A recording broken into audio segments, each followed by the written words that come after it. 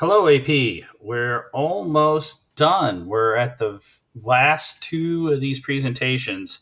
I'm not sure what we're going to have you do for the end. I think I have a DBQ activity planned, but we need to get reviewing because next week is the beginning of review because we have about 4 weeks, 4.5 weeks till you guys have to be taking the AP test. So here we go. Global nationalism since World War II. And remember, this is the stuff that's not on the AP exam. It's stuff you need for college, especially those you're going into international studies or going into history or poli-sci. This is also some of the stuff to help you understand the world you live in today. So here we go. One is decolonization. So this is the counter effect of what happened because of the age of imperialism. So yes, you could work this into a complexity if the essay was about imperialism and that you could talk about what's coming after. What you're going to see is after World War II, the pressure economically and politically and socially is going to be too great for these imperial powers. So between 1947 and 1962, you're going to see most of these colonial territories falling back into in their own control. The reasons for this is because of obviously nationalism and self-determination that came out of World War I and then emphasized even more after World War II. The decline of European powers, both economically, socially, and politically after World War II. Germany is totally destroyed, but England and France did not fare much better. France obviously was spared from a lot of the damage because of Paris isn't bombed or destroyed by the Europeans in many cases, but there was a lot of bombing and there's obviously massive amounts of warfare and combat that takes place in France. Russia and obviously England with the Blitz. So that economically they cannot maintain these empires. Politically, they can't maintain these empires. And also the fact that Europe, because it's rebuilding itself, can't use its wealth to rebuild these empires.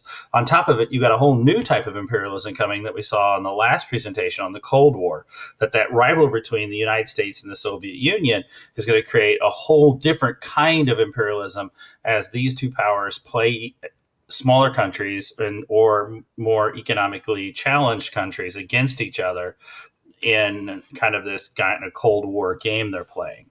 In India, you saw the Indian National Congress before when we talked about imperialism, that you have a lot of new ideas. And I mean, granted, we could do an entire lecture on this. We could do an entire course on Indian history. But to kind of narrow it down, that India was already starting to fall out of British control. It almost went to side with the Japanese during World War II.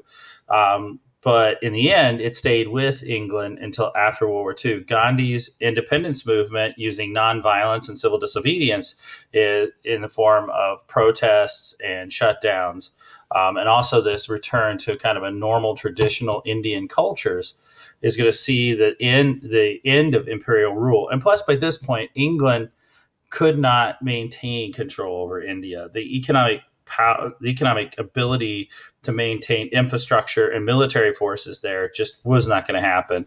When Attlee comes in with the Labour Party after Churchill is pushed out after the war, definitely favors the idea. And then Lord Mountbatten is going to be appointed to supervise the transition. And in the end, what they come up with is a rapid movement away from English control by splitting the two into a Hindu and Muslim population. So India becomes, which is mostly Hindu, becomes one state. And then Muslim populations went over to Pakistan. And that was under the control of Muhammad al-Jinnah and the Muslim League. Well, the problem, there are some good parts to this that, yes, it sped up independence movement and it got England out. However, there were some negative aspects that this breaks into civil war and racial and religious conflict, which was not what Gandhi wanted. Gandhi wanted a one-state solution, and Gandhi was assassinated by one of his own leaders for his support of that concept. So And the end result, obviously, is Pakistan becomes a Muslim nation with disputed land between it and India. Prime example of this would be Kashmir. And India, obviously, is the Hindu state. Both have fought, I think it's around 25 wars against each other for territorial control. Both are nuclear powers. Both have huge populations and are subject to religious extremism. So you can kind of see what the problem here is, and that was that England washing its hands as quickly as it could. Um, and the area starts. The Balfour Declaration in 1917 had made the areas that once were Palestine and under Ottoman control now are protectorates under the control of um, the British. So you have Transjordan, Saudi Arabia opposed this idea of Palestine creating a homeland for the Jews. Well, in 1948, England announced that it was going to withdraw from the Palestine. And you have to understand, this is after there's actually an insurgents conflict between the British and Israelis. The Israelis actually were attacking British soldiers, and there was actually an open civil war taking place. Well, I don't know if it's civil war, but a rebellion taking place. The United States, and this is one of those parts where you see England and the United States splitting from each other, is that the English were wanting a slow transition. Well, the problem was that the Americans wanted a rapid, and so the United Nations and the United States basically they wanted to create this, an idea of a Jewish state. Well, the United States is pushing for Israel to control the territories. Well, the United Nations and England, to a degree, was pushing for a two-state solution, one state Arab and one state Jewish. Well, what happens is that America's plan gets pushed through. Israel was established, and Palestinians are forced out and then become basically refugee populations in neighboring countries like Lebanon, Jordan, Egypt. And that's what leads to the numerous wars that have taken place since. I believe there's 4 major war conflicts that take place. And now the reason why Israel hasn't been invaded is that Israel is a nuclear power and obviously has the support of the United States. So Egypt, 1948, the nationalist revolution, basically Israel. The formation of Israel is going to trigger a nationalist revolution. In 1956, Nasser is going to, the leader of Egypt is going to try to nationalize the Suez Canal. And in that, France, Britain, with a secret alliance with Israel, attack Egypt. Basically, the Israelis attack, which then triggers the French and British to say, we're coming in to protect the Suez Canal because it's our interest. And then the Soviet Union then signals that it's going to back Nasser, which of course draws the United States in. And Nasser, of course, like it says, accept money from the Soviet Union. Later, though, the United States then will carry favor, and Egypt will switch over to an American backed in the Cold War. But that's the British involvement. And Algeria is a major conflict, is that Algeria is going to collapse. All right. And then in 1962, when Algeria becomes an independent state, European populations quickly fled, which causes a huge crisis that led to the fall of the Fourth Republic and the beginning of the Fifth Republic, which is underneath Charles de Gaulle. And this is one of the things you have to understand. There's a push-pull effect. We're going to talk about this with immigration, that when you establish colonization in an area, it's going to cause populations. And we saw this earlier in the 19th century, and even more now in the 20th century as decolonization takes place. People that had positions, people who were educated, people that worked in the government or had businesses back in England, France, and other parts of Europe, they're going to have this push-pull effect that when issues of cultural issues, political issues happen, they're going to flee back to the home country, which will then cause other social conflicts, religious strife, and obviously cultural strife. All right. In Africa, we're going to see the creation of a Commonwealth of Nations in England's case, which basically allowed for independence.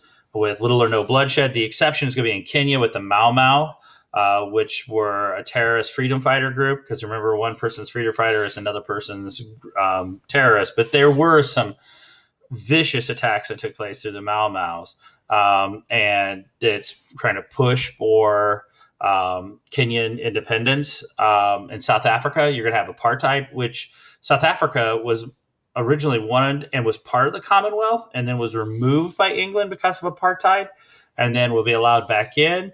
The separation of races in South Africa will happen, which started in the 19th century, which we talked about after all the Boer Wars and everything.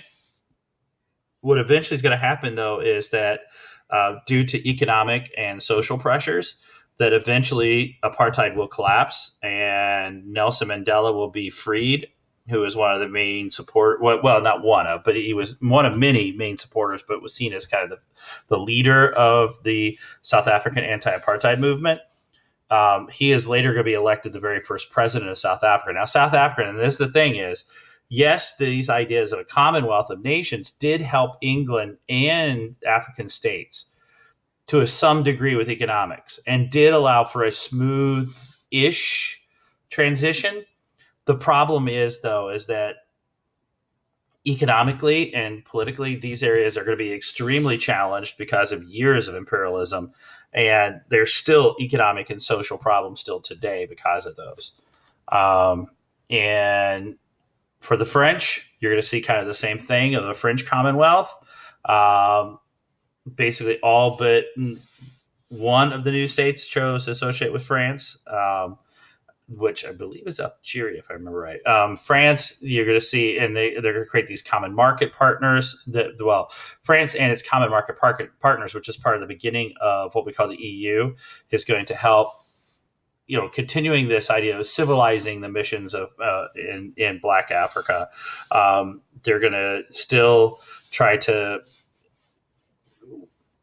use, manipulate, and profit from these raw materials and that, which is going to cause, and France still today has a lot of influence in Asia and South Africa, but it is going to benefit some African nations, but at the same time, obviously, clearly this is going to support France and under France's nationalistic leader of Charles de Gaulle. Other European nations in the former Eastern Bloc, they're going to see a breakaway. Obviously, we see in the 1960s and the Hungarians and the Czechoslovakians but that same attitude is happening. Prime example of this is in Chechnya. The Chechen rebels will try to break away. They're Muslims. They're going to try to break away from Russia. And part of this independence movement is that they are going to carry out terrorist attacks. Well, they carry out terrorist attacks after they try to break away, and the Russians came in and basically leveled the country. And so then they turned to terrorism. Some of the most famous ones were an attack that took place in Moscow, where Chechen rebels took over a theater, and then when they tried to use, the Russian government tried to use knockout gas to take back the place. They actually overestimated how much they needed to use and actually killed the terrorists and many of the hostages. In retaliation, the Chechens then took over a primary school on the first day of school and put claymores, explosives around the gym, and they held the parents, the mothers, and the children in the gymnasium. And the Russians, not wanting to negotiate with terrorists, basically drove a tank through the door or through one of the walls, and of course the Chechen rebels set off the explosives, killing hundreds of children. Which I believe that's what this picture is up here of the families with their children who were killed. So, and that's current Chechnya is under control of a strongman leader who is handpicked by Putin, and so it's sort of under control, but there are still terrorist attacks that do happen. One of the biggest social economic issues that happened and political issues that happened after this breakup with nationalism was in Yugoslavia. After Tito died and communism collapsed in Yugoslavia, it broke into ethnic and nationalistic conflicts, with Serbia being one of the major ones. And the leader of Serbia was President Slobodan Milosevic, who basically concentrated this kind of Serbian nationalism. Um, Croatia and Slovenia are declaring independence, and then they each fought Serbia in the process, so that there's going to be, and then of course this is going to be crushed. Bosnia declares its independence, and then Bosnian Serbs, which are about 30% of the population, refused to live in a Muslim-dominated state and began a military operations assisted by Serbia, which then is going to lead to ethnic cleansing as Serbs tried to liquidate and remove Muslims by shelling cities. They confiscated homes, they raped, tortured, and one of the main ways they do it is they move young men, as you can see in this picture here, to um, basically they were supposed to be like holding camps. What they actually were ethnic cleansing camps, and their main weapon was starvation. So you started the 20th century with a conflict in the Balkans. You've ended the 20th century with a conflict in the Balkans. And midway through, you had, I mean, think about this. This is 1990. This is what, 45 years after the Holocaust, and we're right back to many of the same things that we saw before.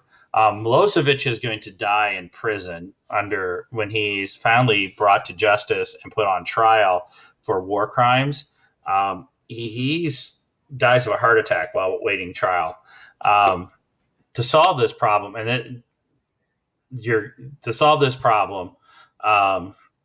let's go back one real quick. To solve this problem, you're going to send peacekeepers in. And so this is one of the examples of the United Nations. Eventually, once this situation got so far out of control and they're pressured by the signs of these concentration camps, ethnic cleansing camps, that's what's going to force the NATO and the UN to act. And so German forces, get this, German forces are the ones used as peacekeepers. And they still have a lot of problems in this area. One problem was landmines, and the Indonesians, they've come up with an ingenious way. They use rats to find landmines because rats won't set them off, but they train the rats for treats, and every time they detect one, they bounce up and down, they give it a treat, and then the landmine.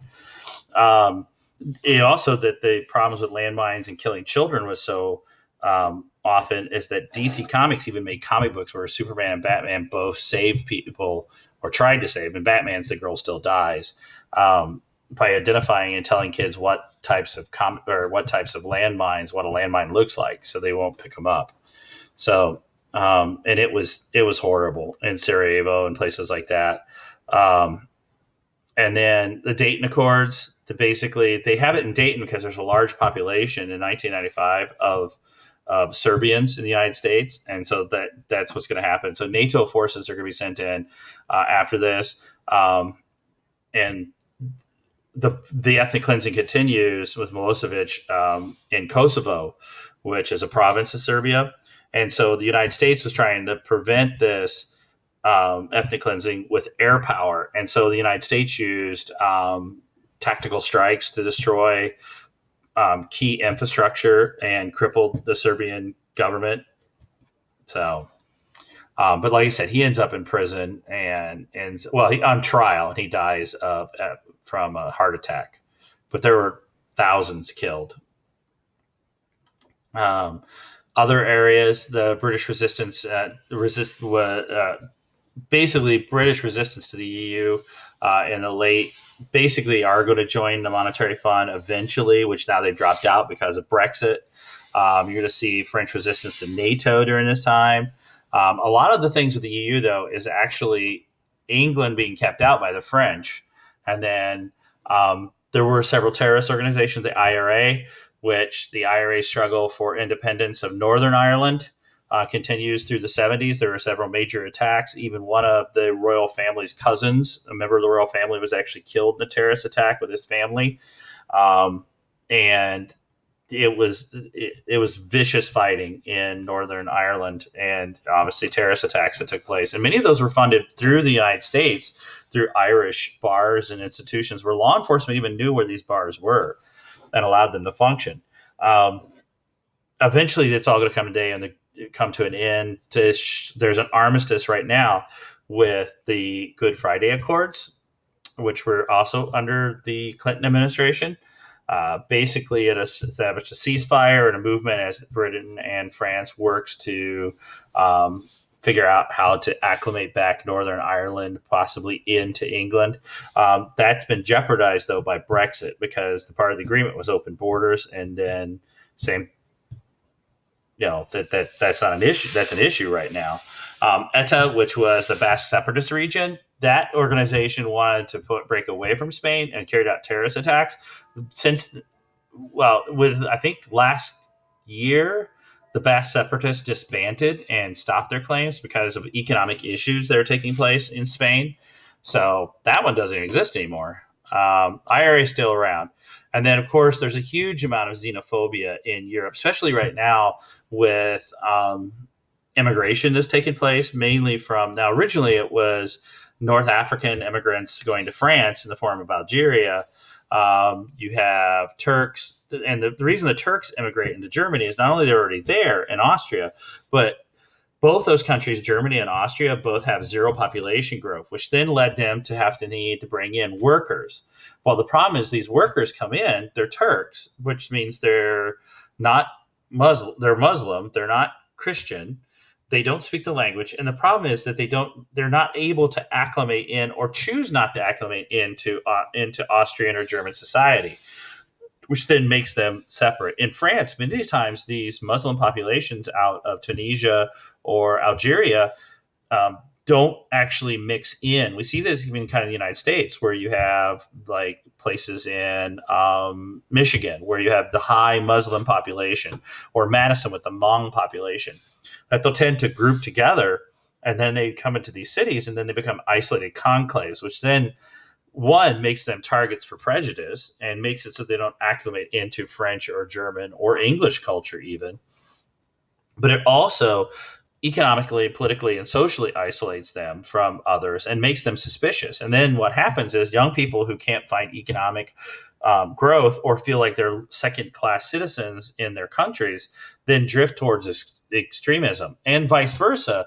Then that extremism and the hatreds that are there, and the same feelings that these workers are taking away jobs or feeding off of the social programs, feed into right-wing programs like Jean-Marie Le Pen, which was there was a lot of talk about Le Pen when the 2016 election, because the French, what was it? One of the candidates running for the French presidency was very connected to Le Pen. And then obviously Georg Hader as the right wing and Austrian. But you see these throughout Germany now because of immigration, especially now with the pandemic. There's a lot of pushback against immigration. And obviously the EU too, with the economic demands that come from it. And so one example, even sometimes the programs to help Muslim populations lead to a backlash against Muslim populations. For example, in France, the denial to allow women to wear hijab swimsuits on beaches because they were deemed as safety issues. Or in France, they still have, I believe, religious restrictions on what you can wear in public spaces, and like you can't wear crosses or yarmulkes, or you can a yarmulke, yeah, that's a bit of a problem, but you just put a hat on over it. But it also does not allow women to wear the hijab, which see what I mean? That there's a backlash against this, and so like I said, this extremism is what led to attacks in 2007. In England, it led to the attacks in France we've seen at nightclubs and other places. In Germany with the truck attacks, because in many cases, it's not just extremism coming from people being indoctrinated on the internet, and that it's also the fact of social, political, and economic isolation that young people face in their own country, where they don't feel like they fit in. And of course, that led to one of the largest terrorist attacks in American and Europe and in the world history. Was obviously 9/11, which again, the irony is that you came into you were born when 9/11 took place. Many of you that are listening to this, and then you're graduating during a year of a global pandemic. So, and of course, this the 2000, oh, it was 2005. Sorry, is another example that of the attack that took place. And like I said, these young men all were Muslim English who grew up in England, and many of them went to the exact same mosques. And what happened is that in many cases, these young people, socially, politically, economically, can't fit into England. They feel isolated. Many of them are living on government housing, which makes them even more isolated. They don't feel like they can get into school. They know they're not going to be able to have the same ability to move up socially, which then makes them easy targets for indoctrination.